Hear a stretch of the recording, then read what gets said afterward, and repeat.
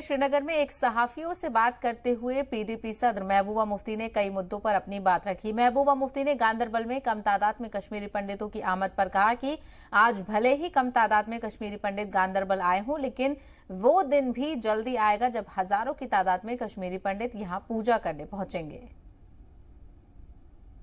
नहीं आ सकता कोई, तो ऐसे माहौल में नेचुरली जहाँ एक खौफ और डर का माहौल हो, वहाँ तो ये एक्सपेक्टेड है कि लोगों की तादाद आज कम होगी।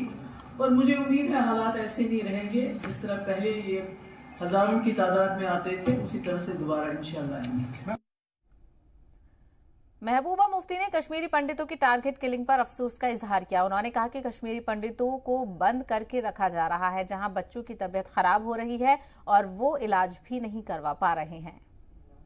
अभी हाल ही में जो हुआ, जिस तरह राहुल भट्ट की शहादत हो गई और उसके साथ और भी लोग जो हैं, रजनी बाला है या विजय कुमार है या हमारा अपना जो सैफुल्लाह कादरी, तो उसकी वजह से एक नेचुरली लोग सहम गए हैं, डर गए हैं, खासकर हमारी कश्मीरी पंडित कम्युनिटी। और ये भी मुझे अफसोस है कि उनको इस वक्त जो ट्रांजिट कैंप है उनमें बंद करके रखा गया है। किसी का बच्चा बीमार है, उसको बाहर नहीं आने दे रहे हैं, दवाई लेने के लिए नहीं आ सकता कोई।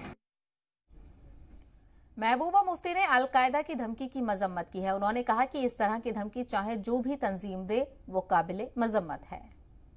की थ्रेट जो है उसको मैं कंडेम करती हूँ, चाहे वो अल-कायदा दे या कोई और जमात दे, उसको हम कंडेम करते हैं।